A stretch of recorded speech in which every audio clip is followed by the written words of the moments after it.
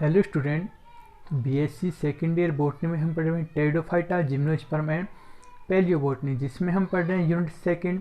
और unit second में हम पढ़ रहे हैं किसके बारे में? जिम्नोस्पर्म के बारे में। टॉपिक अपना है भाई जिम्नोस्पर्म, मतलब अनावर्तबीजी पादपों में हम अध्ययन कर रहे हैं। तो इससे लास्ट क्लास में हमने पढ़ा है कि भाई जो जिम्नोस्पर्म होते हैं उनकी आंतरिक संरचना के बारे में अध्ययन कर लिया है। आज हमारा यहाँ पर जो टॉपिक रहेगा वो है जिम्नोस्पर्म में अनावर्तबीजी में जनन।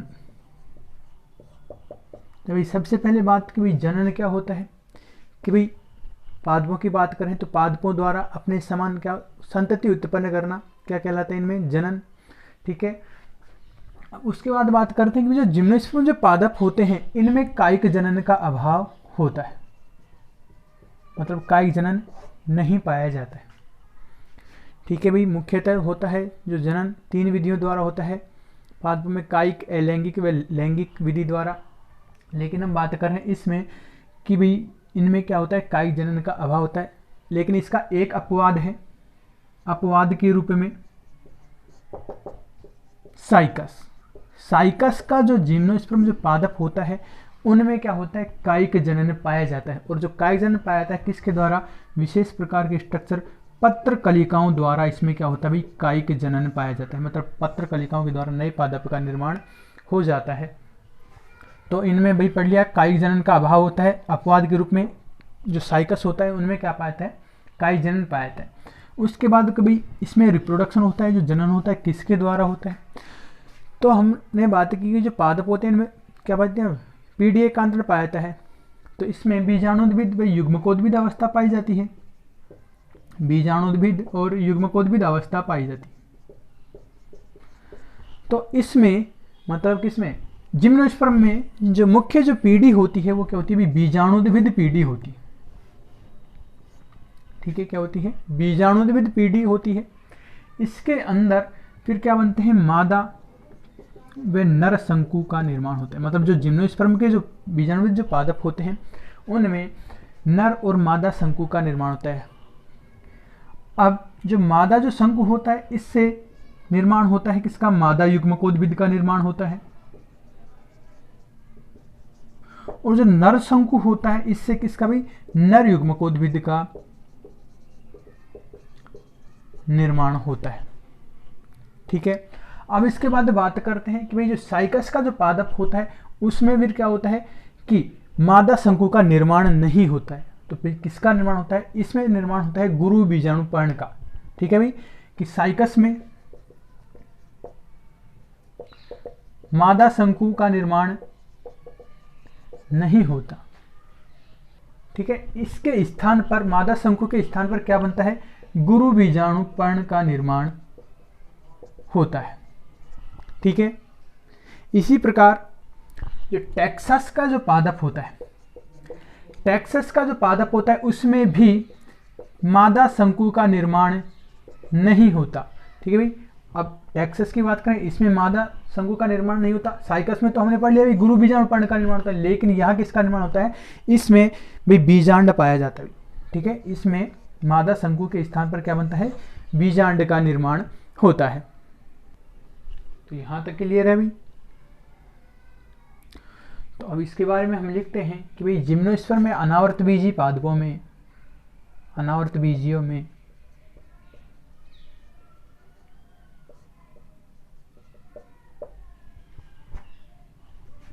कायिक जनन नहीं पाया जाता है, कायिक जनन नहीं पाया जाता है या इसका अभाव होता है। अब अपवाद हमने क्या बताया था भाई, साइकस। लेकिन अपवाद क्या है इसका, साइकस। ठीक है, साइकस, इसमें क्या होता है, कायिक जनन पाया जाता है। इसमें पत्र कलिकाओं के द्वारा, पत्र कलिकाओं के द्वारा कायिक जनन पाया जाता है। ठीक है भाई, किसके द्वारा, पत्र कलिकाओं के द्वारा कायिक जनन पाया जाता है।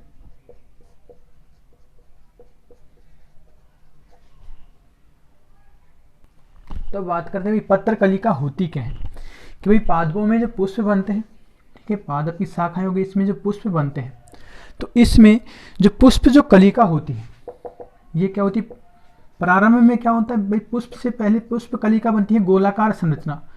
तो इसमें पुष्प कलिका के स्थान पर क्या होती है, बहुकोशिकीय संरचना बन जाती है, ठीक है, मतलब पुष्प कलिका के समान ही, जिसको हम बोलते हैं पत्र कलिका। और ये खिलने से पहले ही क्या हो जाती है, भूमि पर गिर जाती है, फिर हम उसको बोल देते हैं पत्र कलिका, मतलब बंद पुष्प कलिका एक प्रकार से पत्र कलिका कहलाती है। और फिर वो क्या होती है, नए पादप का निर्माण कर लेती है। अब उसके बाद बात करते हैं कि भाई इनमें बीजाणुद्भिद अवस्था मुख्य होती है। मुख्य अवस्था कौन सी होती है, बीजाणुद्भिद अवस्था होती है। इनमें बीजाणुद्भिद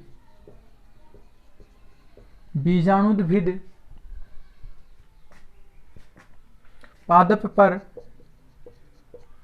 भाई किसका, नर और मादा शंकुओं का निर्माण होता है। पादप पर नर व मादा शंकु निर्मित होते हैं, बनते हैं। अब मादा शंकु की बात करें तो ये क्या होते हैं, नर और मादा एक पादप पर दोनों बन जाते हैं, या फिर ये भिन्न भिन्न पादपों पर भी बनते हैं। तो ये शंकु एक ही पादप या अलग अलग पादप पर लगते हैं, या अलग अलग पादप पर लगते हैं।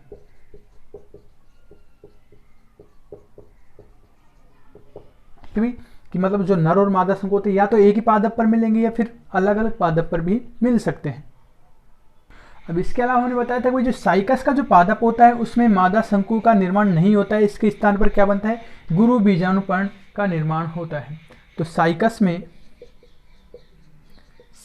में मादा शंकु न बनकर इनके स्थान पर गुरु बीजाणुपर्ण बनते हैं। इनके स्थान पर क्या बनते हैं, गुरु बीजाणुपर्ण बनते हैं।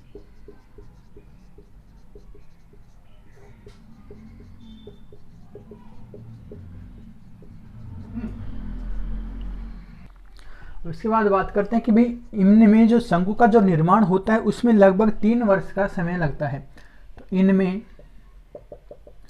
शंकु निर्माण में, मतलब जो शंकुओं का निर्माण होता है उनमें लगभग 3 वर्ष का समय लगता है। अच्छा, ये बात होगी। इसके अलावा हमने बताया था कि जो टेक्सस का जो पादप होता है इसमें भी मादा शंकु का निर्माण नहीं होता, उसके स्थान पर क्या बनते हैं, सहपत्रिकाओं से घिरा हुआ बीजांड का निर्माण होता है। टेक्सस में मादा शंकु का निर्माण नहीं होकर उसमें भाई किसका, सहपत्रों से घिरे हुए बीजांड का निर्माण होता है। सहपत्रों से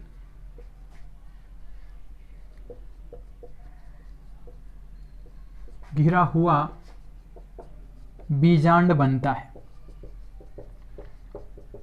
ठीक है, इसके बाद हम बात कर रहे हैं कि भाई इसमें नर और मादा शंकु का निर्माण होता है। तो सबसे पहले हम पढ़ेंगे कि भाई नर शंकु निर्माण और उससे नर युग्मकोद्भिद का बनना। तो टॉपिक है नर शंकु व नर, भाई सीधी सी बात है, नर शंकु के अंदर क्या बनेगा, नर युग्मकोद्भिद बनेगा।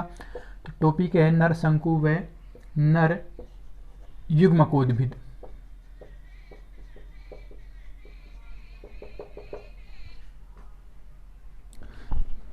तो बात करते हैं सबसे पहले नर शंकु की। तो जो जिम्नोस्पर्म जो पादप होते हैं उनमें जो नर शंकु जो पाए जाते हैं, जो मादा शंकु होते हैं उनकी अपेक्षा कैसे होते हैं भाई, छोटे होते हैं भाई। नर शंकु कैसे होते हैं, छोटे होते हैं, और उनका जो जीवन काल होता है वो भी कैसे होता है, मादा युग्मकोद्भिद या मादा शंकु की तुलना में कैसे होता है, अल्प होता है, मतलब कम होता है। और नर शंकु के अंदर फिर बनती है क्या, लघु बीजाणु धानियां। नर शंकु के अंदर क्या बनती है भाई, लघु बीजाणु धानियां। और लघु बीजाणु धानी के अंदर फिर निर्माण होता है किसका, लघु बीजाणु का निर्माण होता है। ठीक है भाई, लघु बीजाणु धानियां निर्मित होती है कहाँ, नरशंकु में। और लघु बीजाणु धानियों के अंदर क्या बनते हैं, लघु बीजाणु बनते हैं। और जब लघु बीजाणु का जब अंकुरण होता है तो फिर निर्माण होता है किसका, नर युग्मकोद्भिद का निर्माण होता है। ठीक है भाई, तो नर युग्मकोद्भिद का निर्माण किससे होता है, लघु बीजाणु के अंकुरण से। तो इसमें हम लिखेंगे कि भाई नर शंकु मादा शंकु की तुलना में, मादा शंकु की तुलना में आकार में छोटे होते हैं, आकार में छोटे, व इनकी आयु भी कैसी होती है, अल्प, वे अल्प आयु के होते हैं। ठीक है, नेक्स्ट, इनमें नर शंकु में क्या बनती है, बताया था लघु बीजाणु धानियां बनती हैं। तो नर शंकु में लघु बीजाणु धानियां निर्मित होती हैं। ठीक है, लघु बीजाणु धानियों में क्या बनते हैं, लघु बीजाणु बनते हैं, मतलब इनमें लघु बीजाणु बनते हैं। और फिर जो लघु बीजाणु होते हैं इनके अंकुरण से किसका निर्माण होता है भाई, लघु नर युग्मकोद्भिद का निर्माण होता है। तो लघु बीजाणु के अंकुरण से नर युग्मकोद्भिद का निर्माण होता है, नर युग्मकोद्भिद का निर्माण होता है।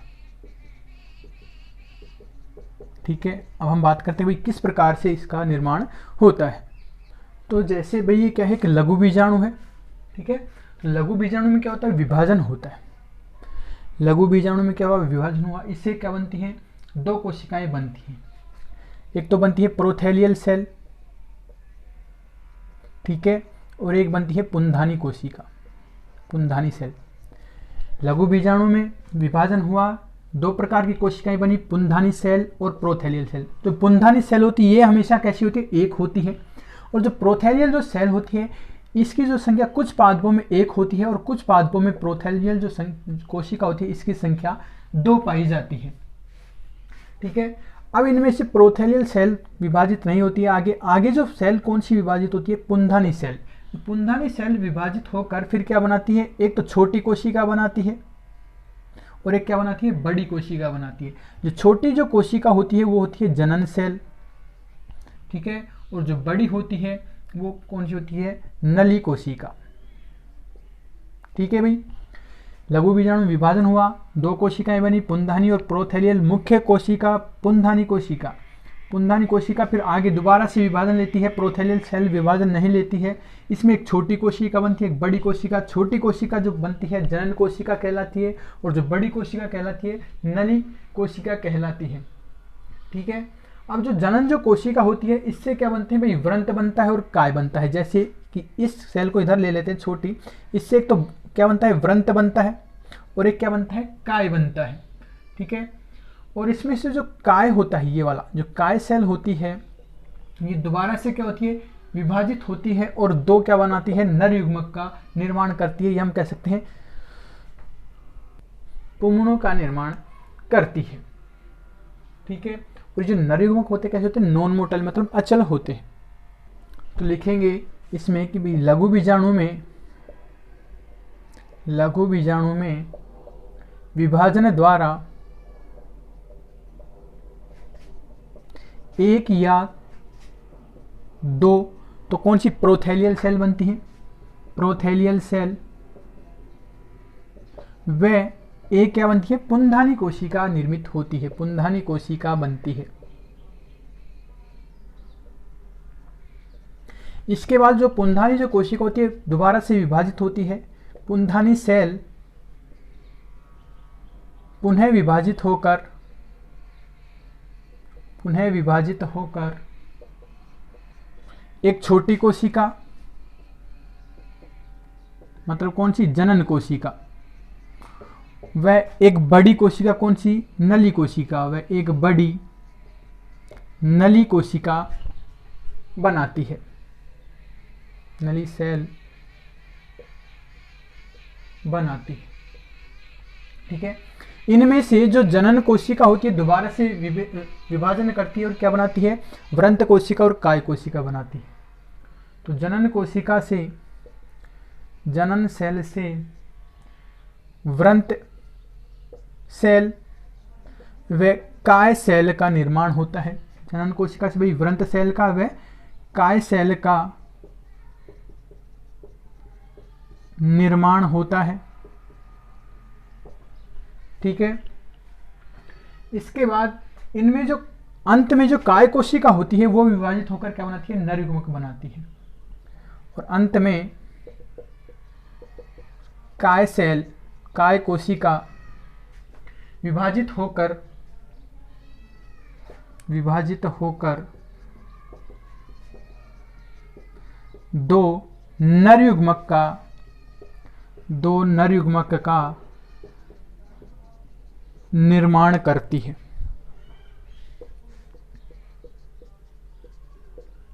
ठीक है, अब इसके बाद बात करते हैं कि भाई जो नर युग्मक होते हैं कैसे होते हैं, नॉन मोटाइल होते हैं, मतलब अगतिशील होते हैं। तो नर युग्मक कैसे होते हैं, अचल होते हैं, मतलब जिनमें गति नहीं पाई जाती। लेकिन अब अपवाद की बात करें तो अपवाद क्या है, साइकस, अपवाद साइकस। साइकस के जो पादप होते हैं उनमें जो नर युग्मक होते हैं वो कैसे होते हैं, गतिशील होते हैं और उनमें कसाभिकाएं पाई जाती हैं। तो साइकस में नर युग्मक गतिशील, मतलब इनमें गति पाई जाती है। गति क्यों पाई जाती है, कसाभिकाओं के कारण इनमें गति पाई जाती है। गतिशील एवं बहुकसाभिक होते हैं। ठीक है, इस प्रकार नर युग्मकों में नर शंकु से उसका निर्माण होता है और उसमें फिर किसका निर्माण होता है भाई, अंत में नर युग्मकों का निर्माण होता है। यहां तक क्लियर है भाई।